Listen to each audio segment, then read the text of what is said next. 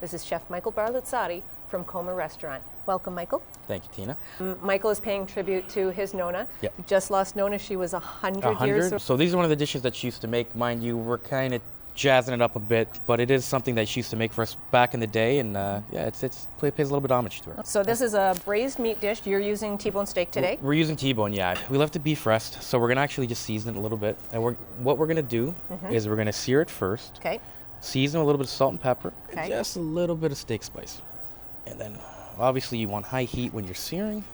Now you do like me. You let your meat come up to temperature before you sear. You don't want to put cold meat in a hot pan. Never, right? never. Tenses up. It seizes, yeah. Our oil is dancing in the pan. And that's the sound we love to hear. That's the sound you want to hear, yeah.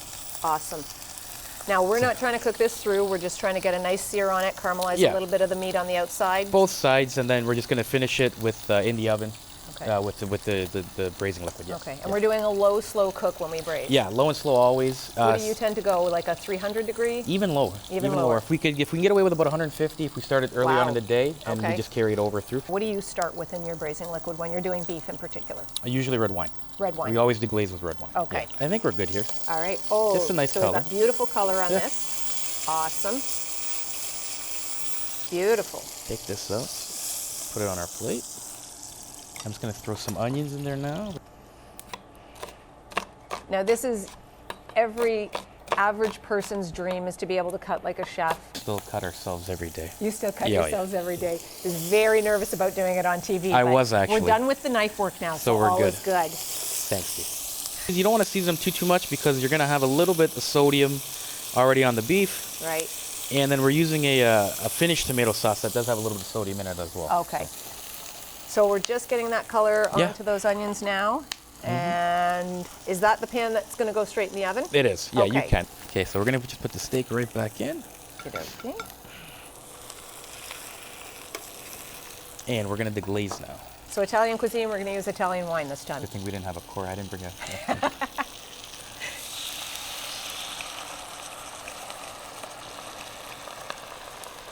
Let it go. All right, and you make a homemade beef stock. We do. Yeah, that's what we brought in here. So it's bones, marrow, cuts that are left over, things like that we have here. That should be enough. That's fabulous. It smells so good already. And those flavors are just going to concentrate. And it's just, your whole house is going to smell glorious when you braise. A little bit of tarragon. Tarragon. Thyme.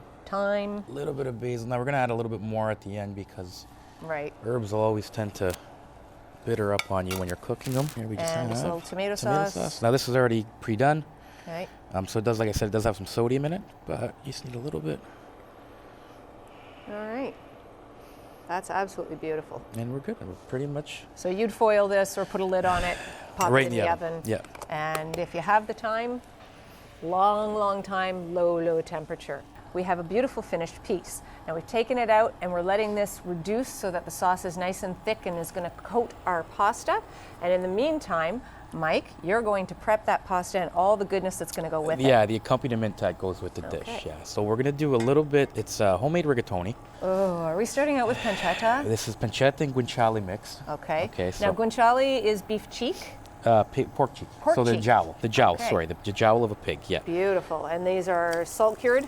Oh yeah. Yeah. Absolutely. So this is going to add that beautiful salt component to our dish. Crispy guanciale. It takes a little while to do because it is a high fat content. Right. So it would be lower heat, pretty much a good 10 to 12 minutes that you're going to keep sautéing.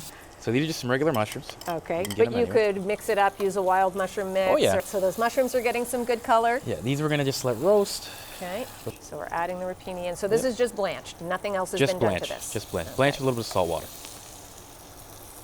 So now we're going to add just a little bit of the braising liquid from the T-bone. All right. And you don't need a lot. All right. Just a little bit of pasta.